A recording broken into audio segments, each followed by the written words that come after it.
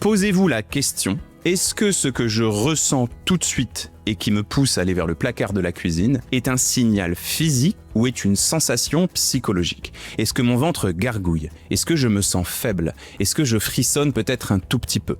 Est-ce que j'ai du mal à me concentrer? Si on pousse les choses vraiment très loin, est-ce que j'ai les jambes qui tremblent? Est-ce que l'arrière de la nuque transpire un tout petit peu? Est-ce que j'ai un début de mal de tête? Là, j'ai vraiment poussé le truc très très loin. Tous les signes que je vous décris ici sont ce qu'on appelle les signes de l'hypoglycémie. Les signes que notre corps nous envoie pour nous dire « j'ai plus de sucre dans le sang, j'ai plus de carburant, il faut que tu manges ». Si la réponse est non, et si c'est uniquement un combat dans votre tête, il y a des grandes chances que vous n'ayez pas vraiment faim, mais que ce soit plutôt une gourmandise. Ensuite, même si c'est pas toujours facile dans ce genre de situation, essayez de faire preuve de patience. Essayez de retarder un petit peu l'échéance. Essayez de vous dire, bon bah, à l'instant précis, j'ai cette envie de manger, mais qu'est-ce qui va se passer dans 15, 20, 30 minutes? Essayez de vous occuper pendant ce créneau-là et voyez si vous pensez toujours à cette idée de manger ou pas après. Pourquoi ça? Parce que si vous avez vraiment faim, plus le temps va passer, même si vous êtes inactif ou inactive, moins vous aurez de carburant dans votre sang. Donc plus la faim va être importante. On a davantage faim à midi qu'on a faim à 11h30 qu'on a faim à 11h, c'est logique.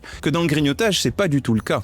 Il suffit finalement d'occuper un peu votre cerveau, de penser à autre chose pour le faire disparaître. Donc si ça c'est quelque chose encore une fois qui se manifeste chez vous, vous avez de bons indices pour faire la différence entre les deux sensations.